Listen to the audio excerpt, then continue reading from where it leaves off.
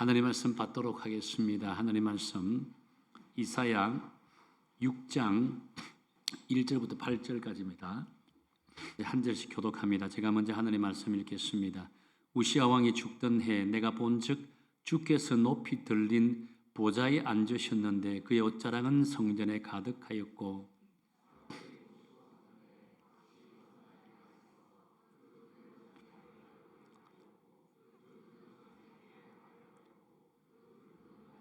서로 불러 이르되 거룩하다 거룩하다 거룩하다 만군의 여호와여 그의 영광이 온 땅에 충만하도다 하더라.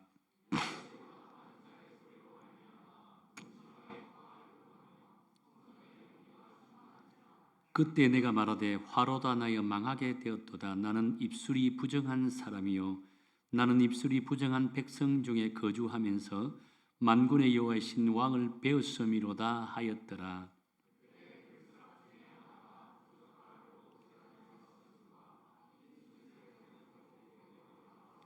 그것을 내 입술에 대며 이르되 보라 이것이 내 입에 닿았으니 내 악이 죄하여졌고 내 죄가 사하여졌느니라 하더라. 또 주의 목소리를 들으니 주께서 이르시되 내가 누구를 보내며 누가 우리를 위하여 갈고 하시니 그때 내가 이르되 내가 여기 있나이다 나를 보내소서 하였더니 아멘. 그리스도인이라고 한다면 누구나 할 것 없이 자신의 정체성에 대해서 많은 고민과 또 갈등을 겪지 않겠는가라고 본다는 거예요. 저도 군대를 제대하고 대학에 복학을 하고 나서 소명에 대한 갈등을 참 많이 겪었습니다. 비록 하나님의 특별한 은혜로 정말 신학교에 입학을 하게 되고 목회자의 길을 걸어가게 해주신 그 은혜로 또 공부를 시작했지만 군대를 제대하고 나서 내 마음에 많은 갈등이 있었습니다. 내가 과연 누구이길래 하나님의 복음을 증거하는 또 하나님의 사명을 감당하는 목회자의 길로 부르셨을까에 대한 고민과 갈등이었습니다. 그러면서 하나님이 주신 은혜를 경험하고 소명에 대한 확신을 또 갖게 되었다라고 한다는 거예요. 저는 사실 제 주변 환경, 집안이나 성장 환경을 보면 제가 목회자가 될 수 있는 환경은 전 1도 없습니다. 저는 학창시절부터 믿음 생활할 때 엄청나게 많은 핍박을 당하면서 믿음 생활을 했습니다. 그런 저에게 하나님의 특별한 은혜, 기적과도 같은 그런 은혜를 주셔서 제가 목회자의 길을 걸어가게 되었다는 거예요. 그런데 군생활 가운데 신앙생활을 하지 못하다 보니 소명에 대해서 흔들리게 되었고 소명이 무엇인지 꼭 목사가 되어야만 하나님께 충성할 수 있을까에 대한 갈등, 고민들을 참 많이 했다는 거예요. 그런 갈등과 고민을 하는 가운데 하나님의 특별한 말씀을 통해서 회복되게 하여 주시고 흔들리지 않는 소명을 주신 그런 은혜의 시간들이 있었습니다. 아마 여러분도 예수님을 믿고 그리스도인이 되고 나서 누구나 한 번쯤은 저와 비슷한 고민을 하지 않았겠는가라고 본다는 거예요. 물론 소명의 문제가 아니더라도 내가 왜 예수를 믿고 있는가? 나 같은 죄인을 위해서 예수님이 십자가에 돌아가시고 나를 부르셨다라고 하는 이 구원의 은혜에 대해서 고민하고 갈등하고 과연 구원이 무엇인지에 대해서 또 그리스도인이 된다는 것이 무엇인지에 대한 갈등을 하지 않았겠는가라고 본다는 거예요. 그런데 분명한 사실은요, 이런 고민을 한 번 정도 해본 사람이라면 온전한 믿음을 갖고 신앙생활을 하고 있지 않겠는가라고 본다는 거예요.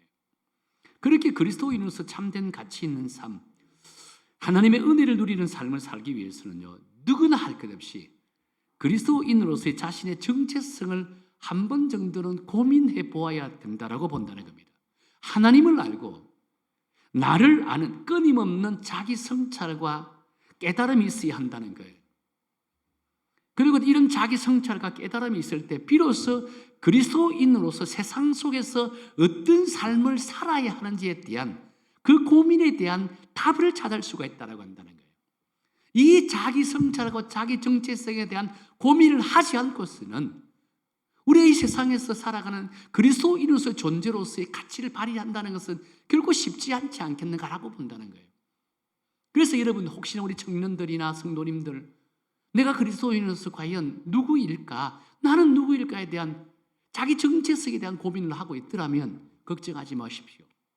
하나님을 더 귀한 존재로 쓰시기 위한 하나님이 허락한 시간임을 깨닫고 온전한 그리스도인으로 거듭나는 우리 믿음의 성도가 되기를 예수님 이름으로 축원합니다. 자, 이런 의미에서 오늘 우리가 함께 읽은 본문은요, 그리스도인으로서 정체성을 확립하게 하는 중요한 모델과 같은 말씀이라고 할 수 있다는 거예요. 오늘 본문의 이사야 선지자는요, 하나님을 예배하다가 하나님의 영광을 충만히 받게 되었다라고 이렇게 말씀합니다. 그런데 이사야 선지자가 하나님의 영광을 경험한 때가 언제라고 되어 있습니까? 오늘 성경에 무엇이라고 되어 있죠? 1절에 보면 우시아 왕이 죽던 해라는 단어를 씁니다. 이는 곧 때가 상징하는 의미가 중요하다는 것을 말씀하고 있는 내용이라고 할 수 있다는 거예요. 여러분, 우시아 왕이 누구일까요? 아마 잘 모르실 거예요. 아시는 분도 아실 거고. 우시아 왕은 다윗 왕 이래로 남유다에서 가장 강력한 나라를 이끌었던 그런 왕이었다라고 할 수 있습니다. 우시아가 왕이 될 초창기에는요, 하나님의 말씀을 절대적으로 신뢰했습니다. 선지자들의 말씀에 순종하여 이웃나라에 있던 블레셋과 암몬을 정복하고 또 남쪽으로는요, 애굽의 변방까지 이름을 떨쳤던 그런 왕이라고 할 수 있다는 거예요. 자연적으로 백성들로부터는 엄청난 칭송을 받았습니다. 그런데 사람들로부터 칭송받고 잘 나갈 때 항상 무너지는 경우를 보게 된다는 거예요. 우시아 왕이 백성들로부터 칭송받고 강력한 나라를 이끄는 그 시점에 하나님의 은혜를 저버리는 행동을 하기 시작했다는 거예요. 다시 말해서 교만해지기 시작했다는 거예요. 그 결정적인 죄를 범하는 것은요, 하나님의 거룩한 성전, 예루살렘 성전에, 여러분, 성소에는 누가 들어갈 수 있죠? 성소는 아무나 들어가는 곳이 아닙니다. 성소는 하나님이 임재하는 장소이기 때문에 대제사장만이 들어갈 수 있는 곳입니다. 그런데 우시아 왕이 대제사장만이 들어갈 수 있는 성소에 직접 들어가서 하나님께 분향을 해버렸다는 거예요. 하나님 그 장면을 보고 진노하셨습니다. 그러면서 우시아 왕에게 벌을 내리는데 그 벌이 어떤 벌이냐면요, 나병에 걸리고 말합니다. 온몸에 나병에 걸렸습니다. 나병에 걸리니까 왕의 직도 감당하지 못해요. 별궁에서 갇혀서 거기에서 정말 임종을, 생을 다하는, 마감하는 그런 안타까운 삶을 살게 된다는 거예요. 그렇게 화려하고 그렇게 강력한 리더십을 갖고 그렇게 많은 사람들에게 칭송받았던 그 왕이 마지막 삶은 별궁에 갇혀서 죽을 때까지 그곳에서 나병에 걸려서 고생하고 하다가 하나님의 부름을 받는 그런 안타까운 삶을 살게 되었다라고 한다는 거예요. 자, 그렇다 보니까 당시 유다는 경제적으로는 풍성할 수 있습니다. 영적으로는 점점 타락해져 가고 있는 시점이 오늘 이 시점이라고 할 수 있는 거예요. 당연히 참 예배가 사라지게 되고요, 하나님 없이 드리는 예배가 정말 엄청난 제사가 되어버리는 거예요. 형식주의적인 예배로 흘러가 버린다는 거예요. 결국 하나님 앞에 드리는 제사의 속에는요, 하나님이 있어야 되는데 하나님이 존재하지 않는 거예요. 예배를 드리는데 하나님 없는 예배, 하나님이 주인공이 아니라 사람이 주인공이 되는 그런 예배가 되고 말았다는 거예요. 얼마나 참 안타까운 모습이라고 할 수 있을까요? 이럴 때 예배를 드리는 이사야 선지자 가운데 하나님의 영광이 가득 임하였더라라고 말씀하고 있는 거예요. 1절을 우리 다시 한번 읽어볼까요? 1절입니다. 시작. 우시아 왕이 죽던 해 내가 본즉 주께서 높이 들린 보좌에 앉으셨는데요, 그의 옷자락은 성전에 가득하였고 라고 합니다. 여기서 보좌는 왕의 자리를 지칭합니다. 그리고 옷자락이 성전에 가득하다는 것은요, 왕의 위엄과 왕의 영광이 성전에 충만하다는 거예요. 이러고 예루살렘 성전에 하나님의 영광으로 가득 찼다라고 말씀하고 있는 거예요. 근데 이 영광이 단순히 성전 내만 가득 찰까요? 곧이어 나오는 3절에 보면 이렇게 말씀합니다. 우리 3절 다 함께 읽어볼까요? 시작. 서로 불러 이르되 거룩하다 거룩하다 거룩하다 만군의 여호와여, 그의 영광이 온 땅에 충만하도다라고 했다는 거예요. 지금 예루살렘 성전에 하나님의 영광이 가득하니까 이제 그것으로 끝나는 것이 아니라 그 영광이 흘러넘쳐서 온 땅이 예루살렘 성전을 통해서 충만해졌더라라고 말씀하고 있는 거예요. 그리고 예배드리는 이사야 선지자의 그 마음에도 하나님의 영광으로 가득 채워졌다라고 한다는 거예요. 여러분, 예배 중에 하나님의 영광이 가득 찰 때 어떤 마음이 듭니까? 얼마나 은혜 충만입니까? 기쁨 충만이에요. 여러분도 예배 중에 하나님의 놀라운 은혜를 경험하게 되면 그날 기쁨이 넘쳐서 손이 저절로 올라가고 눈물 콧물 흘리면서 하나님 앞에 감사와 찬양을 드리지 않나요? 지금 이사야 선지자가 그런 심정이라고 할 수 있다는 거예요. 자, 그런데 그렇다면요, 이 은혜와 기쁨이 충만한 이사야 선지자에게 어떤 변화의 역사가 일어나느냐입니다. 오늘 저와 여러분이 함께 묵상하고자 하는 것이 바로 이 말씀입니다. 은혜와 기쁨이 충만한 이사야가 예배 중에 임한 그 은혜로 말미암아 어떤 삶의 변화가 나타나는지 그 말씀을 묵상해 보면서 오늘 모든 예배마다 하나님의 은혜가 임합니다. 하나님의 영광이 임합니다.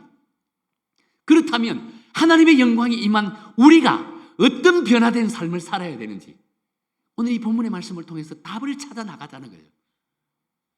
그래서 아무런 느낌 없이 예배드리는 우리가 각성하여 예배 중에 임하는 하나님의 영광을 받고 우리 역시 이사야 선지자처럼 변화의 역사를 경험하는 그런 믿음의 성도가 되기를 예수님 이름으로 축원합니다. 첫 번째, 이사야 선지자는 하나님의 영광을 경험하고 나니까 내가 누구인지를 정확하게 깨달았다는 거예요. 이사야 선지자는요, 예배를 통해서 거룩하신 하나님 앞에 서니까 마치 자기가 거울 앞에 서 있는 그와 같은 모습을 보게 된다는 거예요. 거울 앞에 서 있는 모습을 보니까 내 내면 속에 있는 그 추악한 것들이 적나라하게 드러나게 되었다라고 말씀하고 있는 거예요. 자, 5절 말씀해 보면 이렇게 기록합니다. 우리 5절 다 함께 읽어볼게요. 시작. 그때 내가 말하되 화로다 하여 망하게 되었도다. 나는 입술이 부정한 사람이요 나는 입술이 부정한 백성 중에 거주하면서 만군의 여호와신 왕을 베었음이로다 라고 했다는 겁니다. 거룩하신 하나님 앞에 드리고 서 있는 자신이 하나님의 영광이 가득한 그 성전 안에서 거룩하신 하나님 앞에 서 있는 모습을 보니까 마치 자신이 거울 앞에 서 있는 것처럼 자신의 내면 속에 있는 그 추악하고 악한 것들, 죄들이 막 쏟아지기 시작했다는 거예요. 죄들이 내 입술을 통해서 토해내기 시작했다라고 한다는 겁니다. 그동안 자신은요, 부족함이 없는 사람이라고 생각했습니다. 나는 의리요, 거룩한 자요, 애국자라고 생각했습니다. 그런데 완전하시고 거룩하신 하나님 앞에 서 있어 보니까 내가 어떤 존재인지, 내가 얼마나 추악한 죄를 범하고 있는지 그 죄들이 적나라하게 드러나기 시작했다는 거예요. 주체할 수 없는 죄악들이 자신의 입술을 통해서 쏟아지기 시작했다는 거예요. 여러분도 예배 중에 하나님의 은혜를 한없이 받게 되면 내 마음속에 있는 추악한 죄악들이 생각납니다. 그러면 나도 모르게 입술을 통해서 고백하잖아요. 그 고백이 뭐라고 합니까? 통회하고 자복하는 거예요. 회개가 쏟아진다라고 한다는 거예요. 지금 이사야 선지자가 그런 심정이라고 할 수 있다는 거예요. 그런데 여러분, 오늘날 우리 그리스도인들이 거룩함을 상실한 이유가 바로 여기 있다는 거예요. 이사야 선지자는 예배 중에 하나님의 은혜를 경험하니까 자신 속에 있는 추악한 죄악들이 드러나서 그 입술을 통해 토해냈다 했습니다. 다시 말해서 죄를 토해내고 통곡하고 자복하고 회개하고 있는 거예요. 그러니까 자신이 거룩한 사람이 되고 있더라는 겁니다. 거룩성을 회복하고 있더라는 거예요. 그런데 오늘 우리 그리스도인들은요, 거룩함을 상실하고 있다라고 합니다. 회복이 아니라 점점 더 상실해져 가고 있다는 거예요. 왜냐하면요, 그 이유가 오늘 본문의 말씀을 통해서 우리가 깨닫게 된다는 거예요.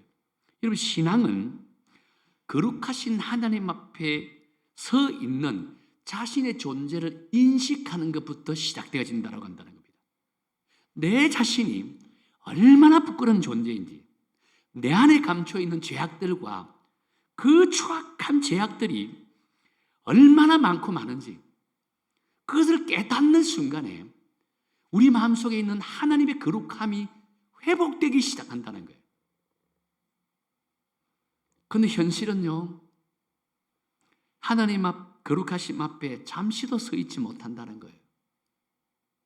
하나님의 거룩하심의 앞에 잠시도 서 있지 못하니까 내 속에 있는 죄가 죄임을 깨닫지 못해요. 죄임을 깨닫지 못하니까 회개가 나오지 않아요. 오늘 이 시대 우리 그리스도인들 회개가 사라지고 있다고 합니다. 회개가 점점 사라지고 있대요. 여러분도 스스로 돌이켜보세요. 여러분 기도할 때 제일 먼저 하는 기도가 무엇인 줄 아세요? 물론 하나님께 영광의 찬양을 드립니다. 그 다음에 반드시 해야 될 게 내 속에 있는 죄를 토해내는 거예요. 매일매일 새벽 기도를 드려도 매일매일 우리는 하나님 앞에 회개 기도를 드려야 되는 거예요. 오늘 이 시대 우리 그리스도인들은요, 회개가 없어요. 기도하는데 회개 없는 기도를 드린다는 거예요. 그러니까 어떻게 우리가 거룩성이 회복될까요? 우리 안에 있는 하나님의 거룩성이 회복되기 위해서는 반드시 회개 기도를 드려야 된다라고 말씀하고 있다는 겁니다. 회개가 없으니까 자신이 세상에서 최고 있는 교만의 죄에 빠지게 되어진다고 한다는 겁니다. 오늘 시대 한국 교회 안에 보면 서로 잘났다고 싸우는 경우들이 얼마나 많습니까? 네가 잘났니, 내가 잘났니, 내가 잘났니. 이 교회 갈등의 대부분이 서로 교만한 경쟁이 붙었다고 한다는 겁니다. 서로 잘남을 드러내다 보니까 갈등을 일으키고 또 갈등을 일으키고 또 아픔을 일으키는 거예요. 그러니까 교회 안에도 거룩성이 사라지고 있다는 겁니다. 그런데 중요한 사실은 이 거룩성이 회복되어질 때 교회는 갈등이 사라지고 주 안에서 하나 되는 그런 놀라운 은혜가 나타나게 될 줄로 믿습니다. 오늘 본문의 이사야 선지자는 거룩하신 하나님 앞에 서게 되니까 그동안 감추어져 있던 자신의 추한 죄들이 쏟아지기 시작했다고 했습니다. 그래서 자신을 향해서 뭐라고 고백합니까? 나는 망하게 되었도다. 입술이 부정한 자로다라고 했다는 거예요. 자기 입술을 통해서 쏟아져 나오는 것 보니까 온갖 추악한 것들이 다 쏟아져 나와요. 이전에 생각지도 못했던 것들이 막 쏟아지기 시작한다는 거예요. 그러니까 그 죄들이 쏟아지는 내 입술이 부정한 자로다라고 고백할 수밖에 없다라고 하는 거예요. 자, 그런데요, 여러분, 이 본문에서 이사야 선지자는요, 자신 속에 있는 이 추악함을 그냥 죄라고 지칭해도 되는데 왜 하필이면 입술이 부정한 자다라고 이렇게 지칭하게 될까요? 저는 이 말씀을 묵상하면서 나름 죄에 대한 개념을 다시 한 번 더 생각해 보았습니다. 여러분, 죄는 어디에 존재하나요? 죄는 우리 마음에 존재하잖아요. 근데 이 죄가 마음에서 밖으로 표출되어질 때 무엇을 통해서 표출되어집니까? 우리 입술을 통해서 표출되어진다는 거예요. 그래서 이사야 선지자는요, 마음의 죄가 입술을 통해서 쏟아져 나오기에 입술을 마음의 거울과 같은 존재로 이렇게 보았다는 거예요. 그렇게 우리가 예수님을 마음에 모신 그리스도인이라면 입술을 통해서 쏟아내는 그 말들을 조심해야 된다는 거예요. 말을 함부로 해서는 안 되는 거예요.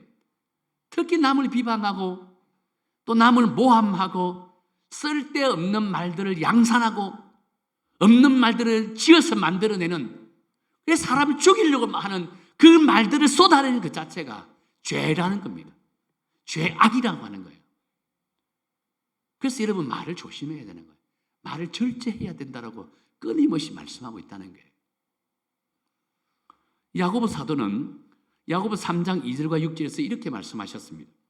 우리가 다 실수가 많으니 만일 말에 실수가 없는 자면 곧 온전한 사람이라 능히 온몸도 굴레 씌우리라고 했습니다. 그러면서 6절에서는 이렇게 말씀하는데 6절 다 함께 읽을게요. 시작. 혀는 곧 불이요 불의의 세계라. 혀는 우리 지체 중에서도 온몸을 더럽히고 생의 밖에를 불사르나니 그 사르는 것이 지옥불에서 나느니라 라고 했다는 거예요. 그래서 우리는 말을 조심해야 되고 가려서 해야 되는 이유가 바로 여기에 있다라고 한다는 거예요. 말은 그 사람의 마음에서 나오기 때문이라고 한다는 겁니다. 그래서 말이 거친 사람, 그 말을 통해서 악한 말들을 쏟아내는 사람들은요, 그 사람의 마음에는 상처와 죄가 가득하기 때문이라고 한다는 거예요. 그래서 우리는요, 말로 인해 죄의 노예가 되어서는 안 된다고 말씀하고 있는 거예요. 끊임없이 우리 마음을 성찰해야 되는 거예요. 끊임없이 우리 마음을 돌아봐야 된다는 거예요. 그래야 말에 조심을 하게 되어질 수밖에 없다는 거예요. 얼마 전에 한국 교회를 떠들썩하게 만든 사건이 하나 있었습니다. 우리 교단 선배 목사님이 부교육자들에게 입에 담지 못할 욕설을 한 내용이 녹취록이 공개되어서 좀 한국 교회가 좀 떠들썩했습니다. 결국 그 목사님이 교단에서 중요한 직을 내려놓고 교회의 담임 목사직까지 내려왔습니다. 그 교회가 아주 대형 교회입니다. 참으로 안타까운 것은 그분의 신앙 간증을 들여다보면 자신의 어머니가 욕설을 참 찰지게 했다고 합니다.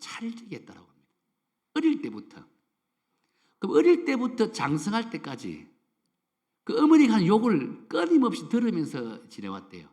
그러다가 어머니가 나중에 나이 들으셔서 예수 영접하고 나서부터 욕이 싹 사라졌다고 합니다. 그런데 이 목사님은 어릴 때부터 어머니한테 찰지게 욕설을 듣다 보니 한편으로 그 마음에 상처로 쌓여 있었고 트라우마로 쌓여 있었다는 거예요. 그러다 보니까 감정이 격하면 나도 모르게 있던 상처, 트라우마가 그대로 입을 통해 쏟아내는 거예요. 쏟아내는 욕을 통해서 쏟아져 나온다는 거예요. 그러니까 부교육자들한테 화를 내니까 욕이 막 쏟아져 버렸던 거예요. 요즘 젊은 교육자들은요, 욕 안 들어먹으려 해요. 누가 욕을 들어먹으려 할까요? 저도 우리 교육자들한테 욕 한번 하면 우리 교육자를 다 떠나버릴 거예요. 요즘 그렇지 않잖아요. 근데 그게 공개되니까 안타깝게도 목사님 목회를 그만둬야 될 상황까지 직면하게 되는 그런 모습을 보게 된다는 거예요. 근데 저는 이 사건을 접하면서 이런 안타까운 마음이 들더라고요. 만일 이 목사님이 어릴 적부터 욕설을 듣지 않고 자랐더라면 이 목사님의 마음에 남아있던 상처와 트라우마가 빨리 치유되고 회복되었더라면 과연 이런 안타까운 일들이 있었을까라고 생각했습니다. 그러면서 이렇게 제가 그 목사님 위해서 기도합니다. 목사님 마음속에 있던 상처와 트라우마를 빨리 치유하고 회복하고 무엇보다 목사님의 입술을 통해 나왔던 욕설을 통해 상처받았던 부교육자들에게 용서를 구하고 하나님과 교회 앞에 회개하여 다시금 목회 현장으로 돌아오기를 바라는 그 마음이 들더라고요. 그래서 제가 그 목사님 위해서 기도합니다. 그런 모든 과정을 거쳐서 당신 안에 있는 상처와 죄를 회개하고 다시 목회 현장으로 돌아왔으면 좋겠다라고 하는 마음이 들더라고요. 탈무드에 이런 이야기가 있습니다. 어떤 남편이 자기 아내에게 시장에 가서 가장 맛있는 것을 사오라 했습니다. 아내가 시장에 가서 음식을 샀는데 그 어떤 음식을 샀냐면요, 우설이라고 하는, 우설이 뭔지 아세요? 소혀입니다. 소혀를 사왔습니다. 그것을 맛있게 음식을 해 먹었습니다. 이번에 남편이 아내에게 시장에 가서 가장 값싼 것을 사오라고 했습니다. 아내는 이번에 사온 것도 보니까 우설을 사온 겁니다. 소혀를 사왔다는 거예요. 남편이 물었습니다. 아니, 가장 맛있는 것을 사오라 해도 우설을 사오고 가장 값싼 것도 사오라 했는데 또 왜 우설을 사왔습니까? 라고 물었습니다. 그때 아내가 이렇게 이야기를 했다고 합니다. 말은 혀로부터 나옵니다. 그래서 친절한 말, 사랑스러운 말, 아름다운 말을 듣는 것보다 더 맛있는 것이 없답니다. 그러기에 가장 맛있는 말을 하게 하는 혀를 사왔습니다. 뿐만 아니라 가장 싸구려 행동인 남에게 상처를 두고 아픔을 주고 고통을 안겨주는 말 역시 혀로부터 나오기 때문에 가장 값이 싼 혀를 사왔습니다라고 했다는 거예요. 그렇습니다. 우리는 입술을 통해 쏟아져 나오는 말에 대해서 조심하고 또 조심해야 됩니다. 분명한 사실은 우리가 조금만 방심해 버리면 나도 모르게 내 입술을 통해 나오는 말들을 통해 남에게 상처를 두고 아픔을 주게 돼요. 나도 모르게 죄를 짓게 되어진다라고 할 수 있다는 거예요. 그렇기에 입술을 통해서 악한 것들을 쏟아내지 않기 위해서는요, 마음의 죄와 상처를 치유하고 회복해야만 한다는 거예요. 치유와 회복의 시작은 회개부터 시작되어진다라고 할 수 있다는 거예요. 그럴 때 우리의 입술은요, 악의 도구가 아니라 하나님의 말씀을 선포하는, 복음을 증거하는 복음의 나팔수가 될 줄로 믿습니다. 우리 여성계에 속해 있는 여러분 모두는 여러분의 입술을 통해서 쏟아져 나오는 말이 남을 비방하고 비판하고 시기하고 질투하고 없는 말 만들어내고 남을 상처 주고 죽이려고 하는 그런 안타까운 말이 아니라 남을 회복하고 세우고 사랑하고 위로하고 격려하고 주의 복음을 증거하는 사랑의 나팔수, 복음의 나팔수가 되기를 예수님 이름으로 축원합니다. 두 번째는요, 이제 자신의 발견을 통해 자신의 죄기를 회개하고 나니까 하나님의 특별한 은혜가 임하게 되는데요, 그 특별한 은혜는 곧 죄 씻음과 아울러 자신의 사명을 깨닫게 되었다라고 했습니다. 자, 6절과 7절 한번 읽어볼까요? 6절과 7절입니다. 시작. 그때 그 서랍 중 하나가 부젓가락으로 제단에서 집은 바 핀 숯을 손에 가지고 내게로 날아와서 그것을 내 입술에 대며 이르되 보라, 이것이 내 입에 닿았으니 내 악이 죄하여졌고 내 죄가 사하여졌느니라 하더라 라고 했습니다. 지금 이사야 선지자가 하나님의 영광을 바라보는 순간에 마치 거울을 들여다보는 것처럼 자신의 내면에 있는 초함들이 그래도 적나라하게 드러나게 되었다라고 했잖아요. 또 그 죄악들이 자신의 입술을 통해서 쏟아지기 시작했다라고 했습니다. 자, 그러자 하나님의 천사가 나타나서 성령의 불을 가져다가 자신의 입술을 툭 떼어버리는 거예요. 그러니까 조금 전까지만 해도 내 입술에 악한 것들을, 죄악들을 그 쏟아내는 부절한 입술이 성령이 딱 되는 순간에 그 죄가 사하여졌다라고 했다는 거예요. 그 죄가 사하여졌고 내가 정결한 자가 되었다, 거룩한 자가 되었다라고 말씀하고 있는 거예요. 얼마나 놀라운 은혜입니까? 여러분, 하나님의 예배, 하나님께 예배를 드리다가 은혜를 받으니까 은혜 받은 순간에 어떻게 한다 했죠? 내 입술에 있는 죄악들, 내면 속에 있는 악한 것들이 막 쏟아내기 시작했다고 합니다. 통회하고 자복합니다. 그럴 때 가장 강하게 임하는 것이 무엇인 줄 아세요? 성령의 은혜입니다. 죄가 토해낼 때 반드시 성령이 충만히 임해요. 성령이 충만히 임할 때 나는 거룩한 자가 되는 거예요. 성결한 자가 되어지는 거예요. 지금 이사야가 이런 과정을 겪고 있다라고 말씀하고 있다는 겁니다. 여러분, 이것이 하나님의 은혜입니다. 이것이 예배 속에 임하는 하나님의 은혜예요. 예배를 사모하는 자에게 나타나는 성령의 충만한 능력이라고 할 수 있다는 거예요. 자, 그런데요, 이런 거룩함을 잊게 되니까 곧바로 하나님께서 이사야를 부르셨다라고 합니다. 8절을 봅시다. 우리 8절 다 함께 읽을게요. 시작. 내가 또 주의 목소리를 들으니 주께서 이르시되 내가 누구를 보내며 누가 우리를 위하여 갈고 하시니 그때 내가 이르되 내가 여기 있나이다, 나를 보내소서 하였더니. 지금 이사야는요, 자신의 죄가 사함을 통해서 곧바로 자신이 가야 할 길이 보였다라고 말씀하고 있는 거예요. 이제 삶의 목적을 발견하는 거예요. 내가 누구인지를 깨닫게 되니까 어떤 삶을 살아야 되는지를 정확하게 바라보게 되었다는 거예요. 그 삶과 그 길은 죽어가고 있는 자신의 동족에게 찾아가서 하나님의 복음을 증가하는 거예요. 하나님의 메시지를 선포하는 거예요. 이것이 자신을 부르신 목적이었다라고 말씀하고 있는 거예요. 당시 유다 백성들은 하나님을 떠나서 지극히 인본주의적인 삶을 살고 있었습니다. 신앙은 형식적이었고요, 양심은 돌처럼 굳어버렸습니다. 무엇보다 우상 숭배에 빠져서 타락한 길로 계속하고 있다는 거예요. 이러한 죄악으로 인해서 유다의 멸망은 점점점 다가오고 있었습니다. 가까워지고 있었다는 거예요. 이런 모습을 지켜본 하나님이 너무나도 마음이 안타까웠어요. 그들에게 긍휼함을 드러내고 싶어요. 다시금 하나님의 백성으로 되돌아오기를 원한다는 거예요. 그래서 하나님께서는요, 그 자신의 동족 유다 백성들에게 하나님의 복음과 사랑을 전할 메신저가 필요했다는 거예요. 그러니까 이사야 선지자가 하나님의 은혜를 받으니까 내가 여기 있습니다, 나를 보내소서라고 믿음의 고백을 할 수 있었다라고 한다는 거예요.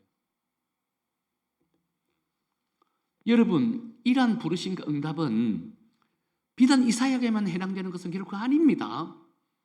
오늘 살아가고 있는 모든 그리스도인들에게 주시는 하나님의 은혜입니다. 예수 그리스도를 통해서 제사받은 모든 그리스도인, 성령의 은혜로 입은 모든 그리스도인들을 향한 하나님의 부르심이자 응답이어야 한다는 거예요. 그렇게 십자가의 크신 은혜와 사랑을 받은 자라면 누구나 할 것 없이 거룩하신 주님의 부르심에 주님 내가 여기 있나이다, 나를 보내소서 라고 하면서 믿음의 고백을 해야 된다는 거예요. 이것이 예수님께서 우리를 택하시고 구원하시고 세상에 파송하신 목적이라고 할 수 있다는 거예요. 우리는 미켈란젤로라는 이름을 떠올리면 항상 우리 중세 가장 위대한 조각가라고 하는 사실을 인지합니다. 그런데 미켈란젤로가 이렇게 유명한 화가가 되고 조각가가 되고 건축가가 된 배경에 대해서는 별 관심이 없다는 거예요. 미켈란젤로가 이렇게 유명한 조각가이자 건축가이자 화가가 될 수 있었던 것은요, 항상 그 이름에 뒤따라가는 이름이 있습니다. 그 이름이요, 보톨도 지오반니라고 하는 이름입니다. 미켈란젤로가 14살 때 이 지오반니의 문화생으로 들어가고 싶었습니다. 찾아갔습니다. 이제 면담을 하고 자신의 작품을 보여주니까 지오반니 역시 이 미켈란젤로 이 작품을 보니까 어릴 때부터 지금 싹수가 보이는 거예요. 그래서 물었습니다. 미켈란젤로, 너는 위대한 조각가가 되기 위해서 무엇이 필요하다고 생각하느냐라고 물었습니다. 당연히 미켈란젤로는 내가 가지고 있는 재능과 기술을 더 열심히 갈고 닦아야 됩니다라고 했습니다. 그때 지오반니가 뭐라고 했는 줄 아세요? 내 재능과 기술만으로 위대한 조각가가 될 수 없다. 내가 정녕 위대한 조각가가 되기 위한다면 내가 가지고 있는 재능과 기술을 무엇을 위해서 쓸 것인지를 정확하게 알아야 된다고 했다는 겁니다. 그러면서 미켈란젤로를요, 술집 앞으로 데려갔습니다. 근데 술집 앞에 가니까 조각상이 하나 있는 거예요. 여기도 조각상이 있네요 라고 했습니다. 이번에는 미켈란젤로를 데리고 지오반니가 거대한 성당 앞으로 데려갔습니다. 성당 앞에 가니까 큰 천사의 조각상이 있는 거예요. 그때 지오반니가 미켈란젤로에게 이렇게 이야기합니다. 미켈란젤로, 너는 이 아름다운 천사의 조각상이 마음에 드느냐? 아니면 저 술집 입구에 있는 조각상이 마음에 드느냐? 똑같은 조각이지만 하나는 하나님의 영광을 위해서, 하나는 술 마시는 자들의 쾌락을 위해서 세워졌단다. 너는 내 기술과 재능을 무엇을 위해서 쓰임받기를 원하느냐? 그때 미켈란젤로는 어린 심령에 이것이 하나님이 자신을 부르시는 음성으로 들었답니다. 세 번의 글자에 반복해서 이렇게 외쳤다라고 합니다. 하나님을 위하여, 하나님을 위하여, 하나님을 위하여 쓸 것입니다라고 했다는 거예요.